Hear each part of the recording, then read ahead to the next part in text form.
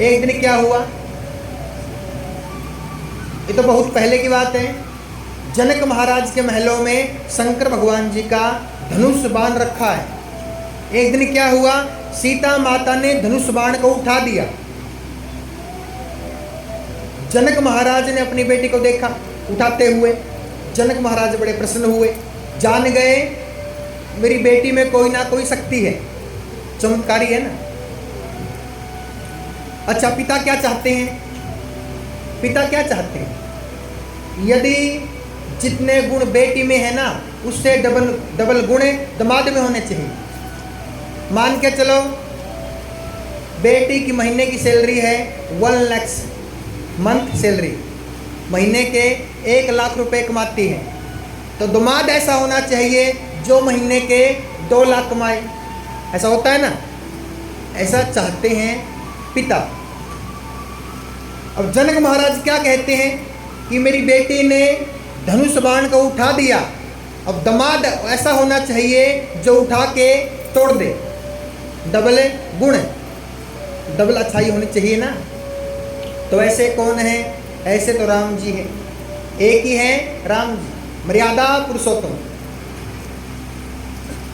जैसे राम जी, लक्ष्मण जी, गुरु जी विश्वामित्र महाराज के पास, जनक महाराज के पास पहुंचे।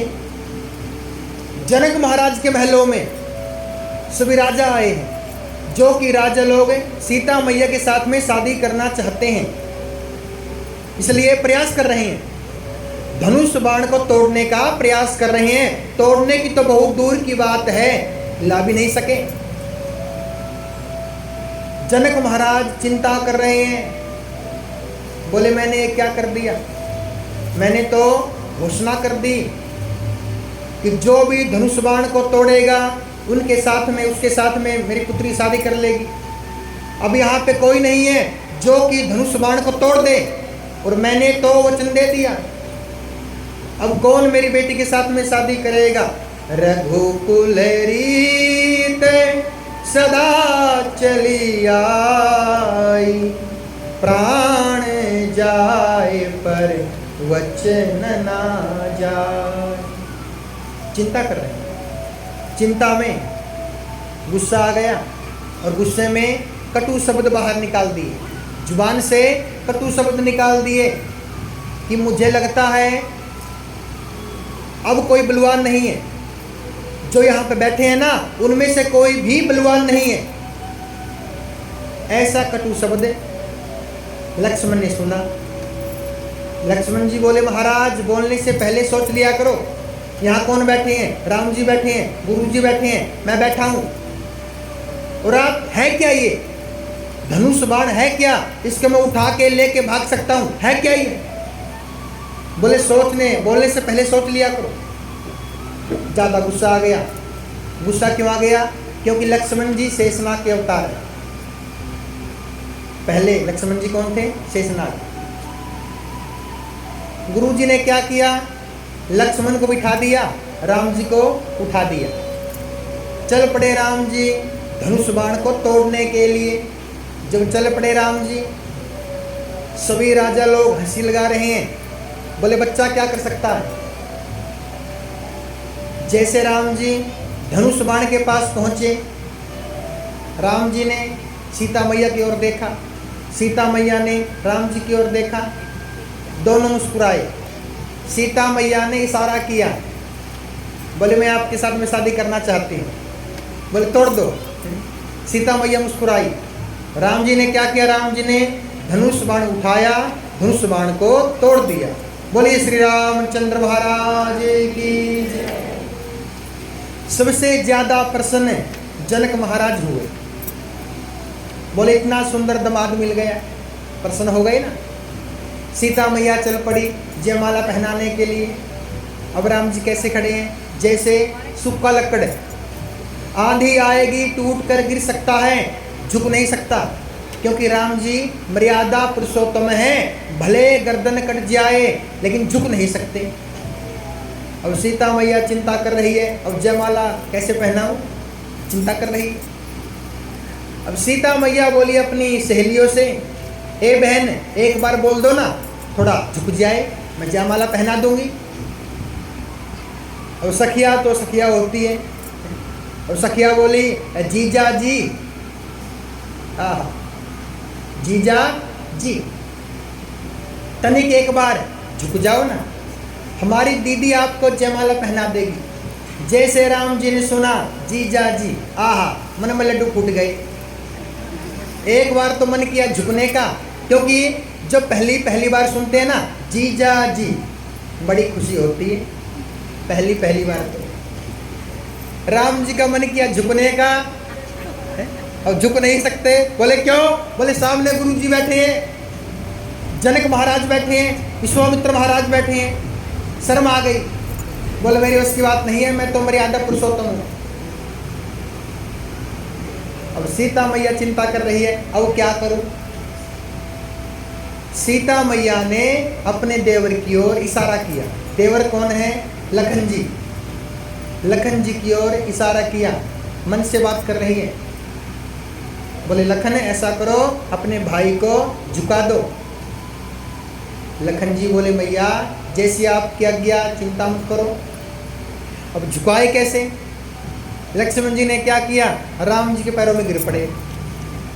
लक्ष्मण जी जब पैरों में गिर पड़े, राम जी बोले क्या कर रहे हो? बोले चलिए भैया आशीर्वाद दीजिए। राम जी बोले कोई टाइम है आशीर्वाद लेने का? कोई टाइम तो होना चाहिए सुबह शाम, कि कोई टाइम है? आजकल के बच्चे माता पिता को राम राम नहीं बोलते, सुबह शाम माता पिता के पांव स्पर्श नहीं करते। पांव छूने की बहुत दूर की बात है, राम राम भी नहीं बोलते, राधे राधे भी नहीं बोलते। क्या बोलते हैं? Good morning dad. पहले क्या बोलते थे? पहले की बात कर रहा हूं मैं। Good morning dad, good morning mom. अब तो उसको भी शॉर्ट में कर दिया, जो होता है ना गुड मॉर्निंग, इसको भी काट दिया। अब क्या बोलते हैं? Good morning dad, God dad. क्या बोलते हैं सुबह सुबह? गुड मॉर्निंग डैड, यानी कि गॉड भगवान हो गए, डैड मिस डैड हो गया। सुबह अपने पिताजी के पास आए, बोले गुड मॉर्निंग डैड। बोले डैड चला गया गॉड के पास में, चल। डैड चला गया, मम्मी के पास में आ गए। बोले गुड मॉर्निंग मोम। मोम क्या होती है? मोमबत्ती। ये लो लगा दो, ये भी चलेगी। गुड मॉर्निंग मोम, गॉड के पास में मोम चली गई, लगा दो। आजकल के ऐसे बच्चे हैं। थोड़ा माता पिता को बोलना चाहिए, कैसा मत बोला दो। ना तो बोलना है गुड मॉर्निंग, ना बोलना है गुड नाइट। क्या बोलना है सुबह शाम? राधे, केवल राधे। क्योंकि राधे के नाम से कृष्ण भी प्रसन्न हो जाते हैं, इसलिए ये संस्कार दिया करो। और आजकल के बच्चे कथाएं नहीं सुनते, ना माता पिता का मान सम्मान करते, ना भगवान की भक्ति करते, ना गुरु जी का मान सम्मान करते। आजकल तो एक ही माता पिता है, मोबाइल। वही तुम हो माता पिता, तुम ही हो मोबाइल। ही सब कुछ आजकल तो बच्चों के लिए। 2-3 साल का बच्चा है, उसके हाथों में मोबाइल है, और मोबाइल ने, फोन ने संस्कार बिगाड़ दिए। और बच्चे कथाएं नहीं सुनते, ना कथा में आते। क्यों? अभी तो जुआन है ना। जो बच्चे 20 साल के हैं, 25 साल के हैं, कथाएं नहीं सुनते। बोले कथाओं में क्या रखा है? इंजॉय करो। वृंदावन में चले जाते हैं, वृंदावन में जाते हैं टाइम पास करने के लिए। जुआनी है ना अभी जुआनी का नशा छाया है। बड़े मगरूर रहते हो, जो सच्चा मार्ग है भक्ति का, उससे ही दूर रहते हो। जब उम्र हो जाएगी ना 50 साल की, 55 साल की, पता चलेगा ये परिवार कुछ नहीं है, ये संसार, ये परिवार स्वार्थी है, भगवान ही सब कुछ है। तब भगवान के पास में आओगे जब 50 साल निकल जाएंगे।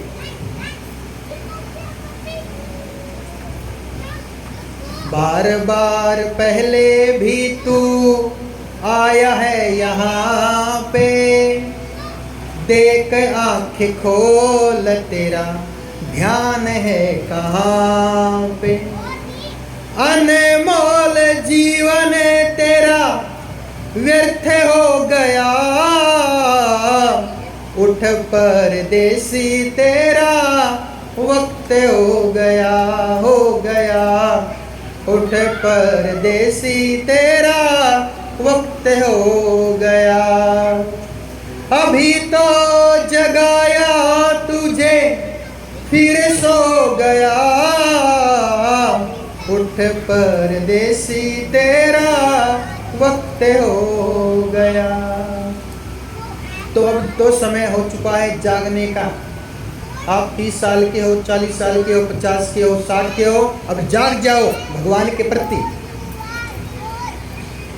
जितना प्रेम परिवार से करते हो उससे ज्यादा प्रेम भगवान से करो, क्योंकि अब समय आ चुका है भगवान के पास में जाने का। 60 के तो हो गए, और आजकल तो 70 के बाद ही गोविंदाय नमो नमः, 70 तक ही गोविंदाय नमो नमः। अब तो करो कम से कम।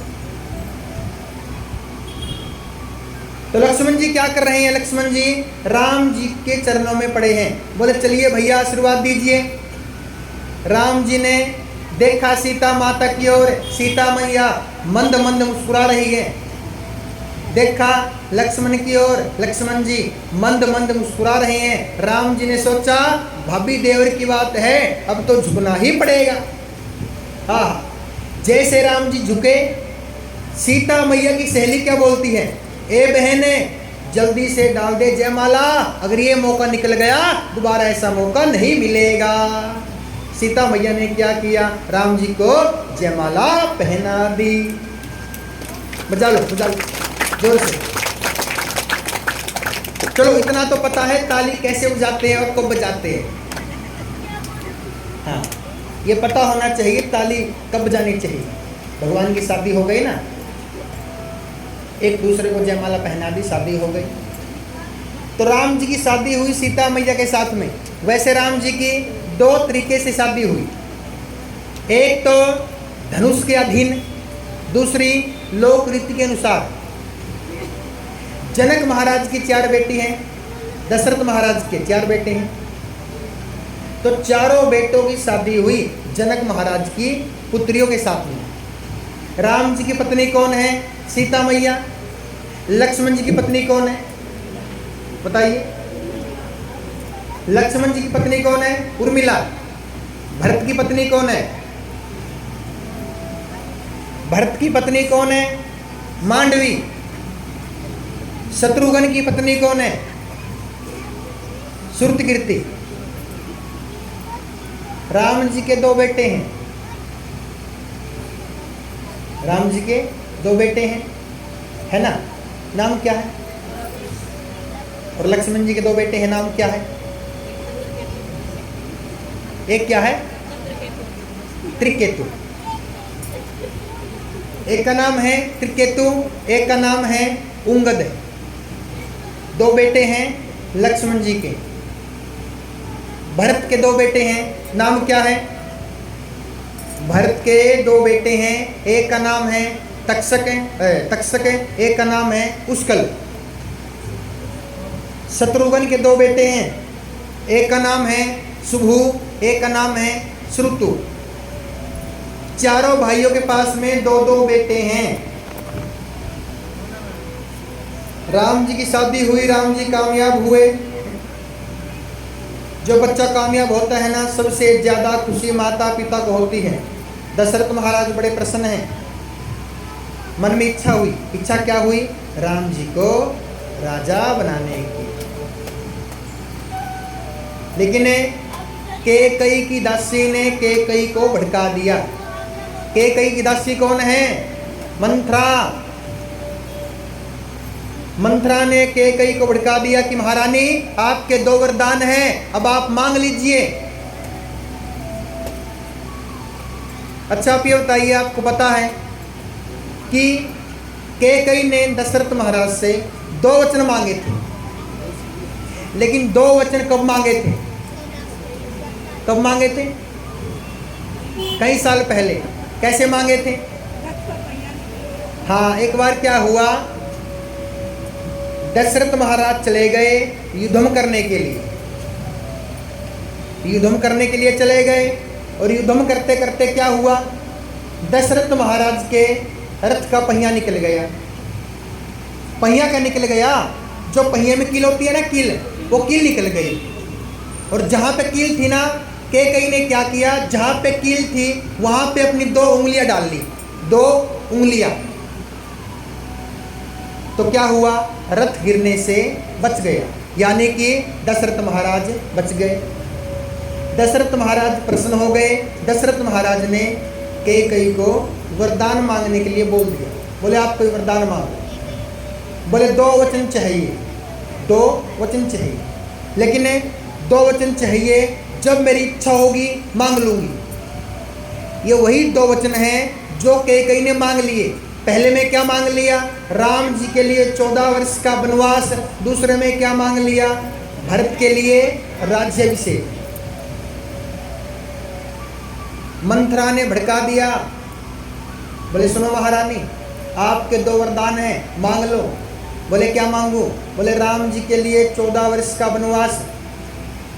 बोले तुम कैसी बातें कर रही हो, राम जी बड़े अच्छे हैं, वो सबसे बड़े पुत्र हैं।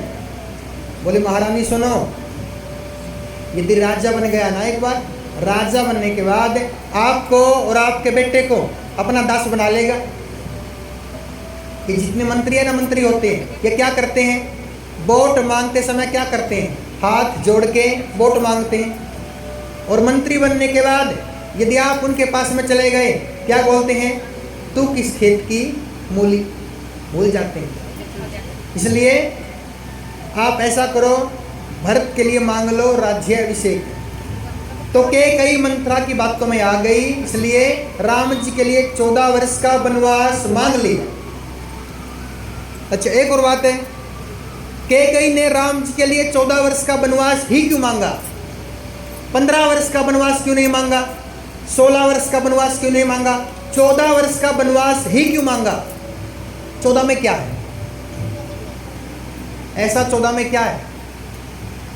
जिस दिन कैकेयी ने राम जी के लिए 14 वर्ष का वनवास मांगा, उस दिन से रावण की उम्र केवल 14 साल मात्र बची थी, इसलिए 14 साल का ही वनवास मांग लिया। राम जी को पता चला, राम जी जाने की तैयारी कर रहे हैं। जब राम जी जाने की तैयारी कर रहे हैं, राम जी के साथ में लक्ष्मण जी जाने के लिए तैयार हुए। राम जी ने लक्ष्मण को मना कर दिया, लक्ष्मण मेरे साथ में क्या करोगे, घर पे माता पिता की सेवा करना। लक्ष्मण जी क्या कहते हैं कि भैया माता पिता की सेवा करने के लिए 2 भाई हैं घर पे, भरत शत्रुघ्न, मैं तो आपके साथ में चलूंगा, मैं आपके साथ चलूंगा, आपकी सेवा करूंगा। जिन भाइयों में प्रेम नहीं है उन भाइयों को राम कथा सुननी चाहिए। जिस परिवार में प्रेम नहीं है उस परिवार को राम कथा सुननी चाहिए। पता चलता है प्रेम क्या होता है।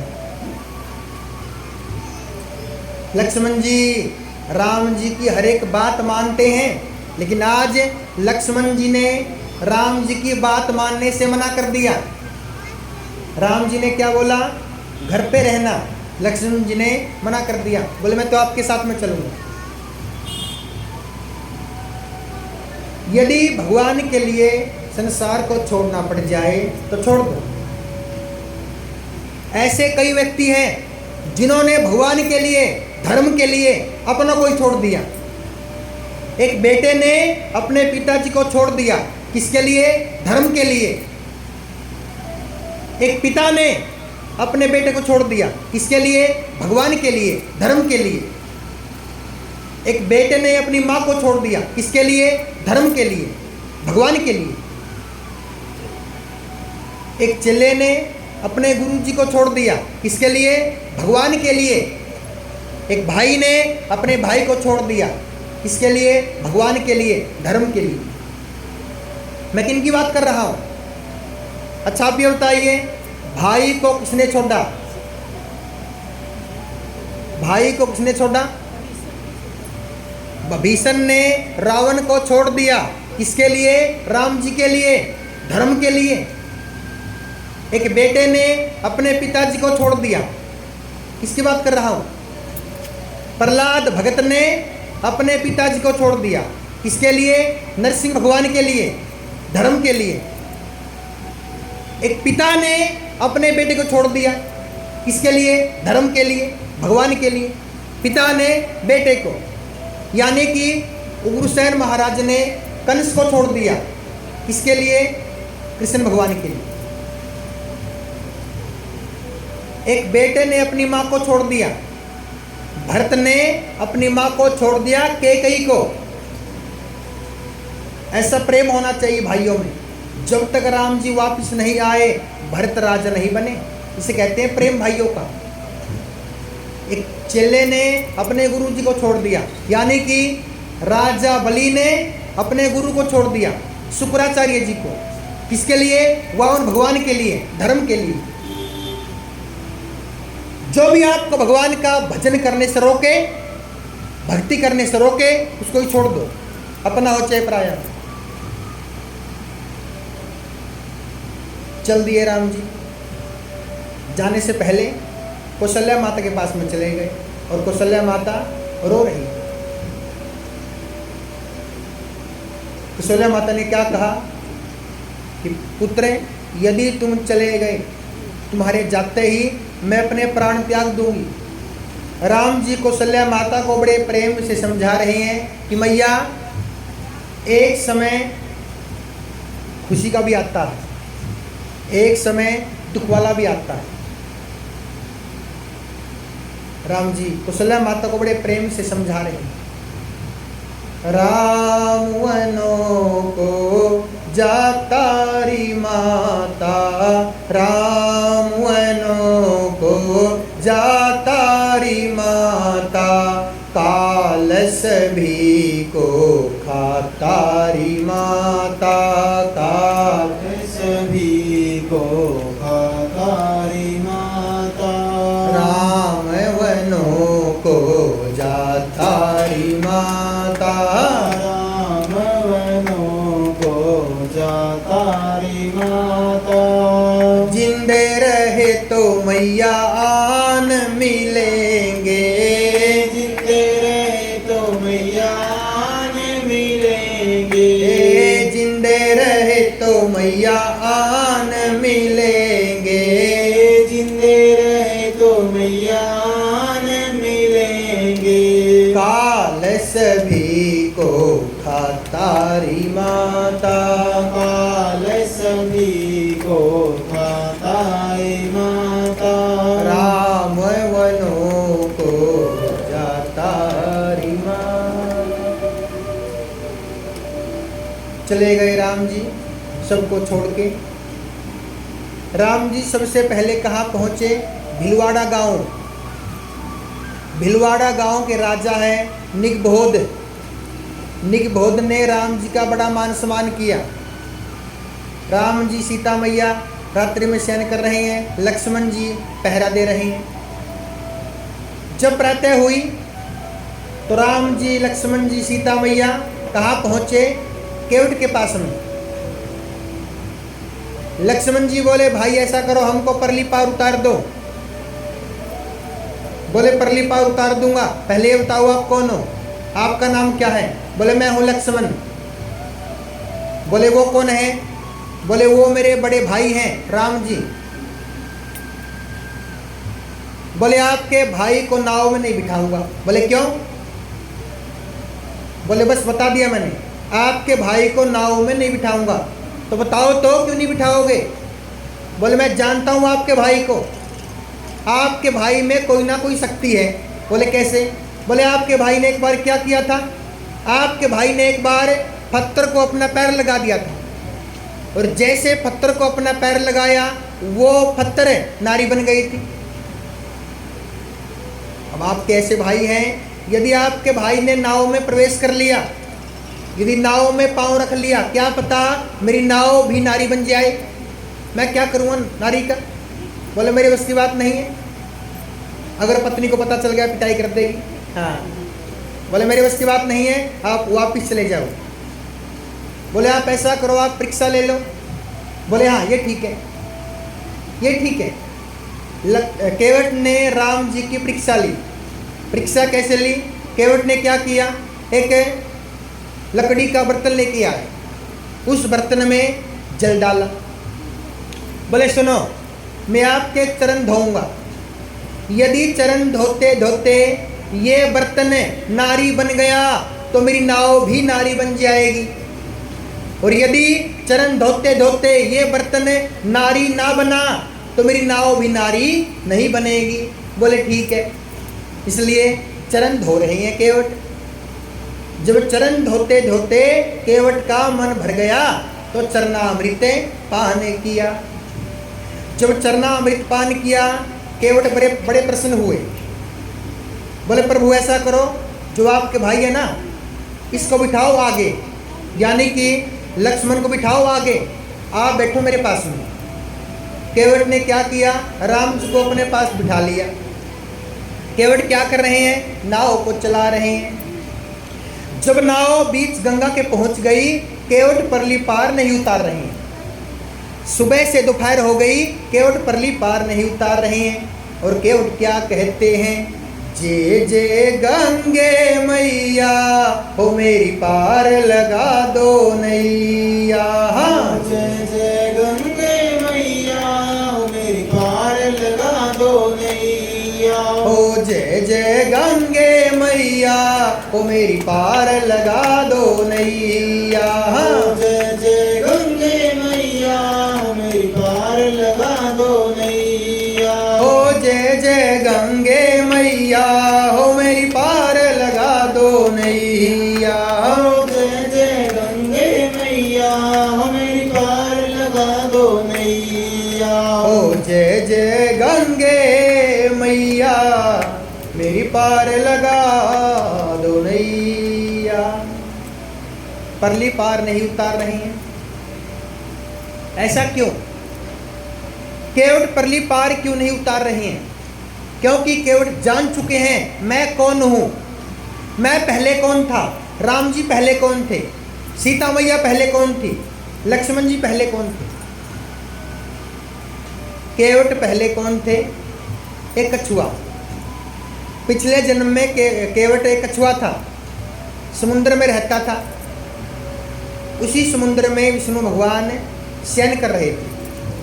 कछुए ने सोचा मेरे पास में विष्णु भगवान है, क्यों ना एक बार आशीर्वाद प्राप्त कर लूं, क्यों ना एक बार चरण छू लूं। जैसे प्रयास करते करते विष्णु भगवान के पैरों के पास पहुँचे। विष्णु भगवान के चरणों में कौन बैठी है, मैया लक्ष्मी। मैया लक्ष्मी चिंता कर रही है, सोच रही है ये कछुआ तो मेरे स्वामी को काटने के लिए आया है। तो मैया ने क्या किया, उठाया कछुए को, बहुत दूर फेंक दिया। अब कछुआ फिर से प्रयास करते करते आया, फिर से मैया ने क्या किया, उठाया कछुए को, बहुत दूर फेंक दिया। कहने का तात्पर्य है कि प्रयास करते करते कछुए के प्राण निकल गए, लेकिन वो कछुआ भगवान के दर्शन नहीं कर सका। तो ये केवट, कछुआ क्या बन गया, केवट। विष्णु भगवान के अवतार राम जी, मैया लक्ष्मी, मैया सीता, और वो शेषनाग, शेषनाग के अवतार लक्ष्मण जी।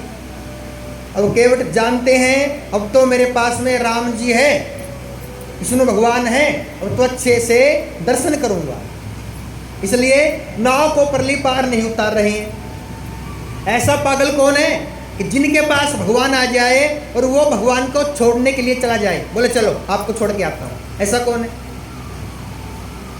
यदि कल्पना करो हमारे पास भगवान आ जाए तो ऐसा कोई है मूर्ख जो भगवान को छोड़ने के लिए चला जाएगा?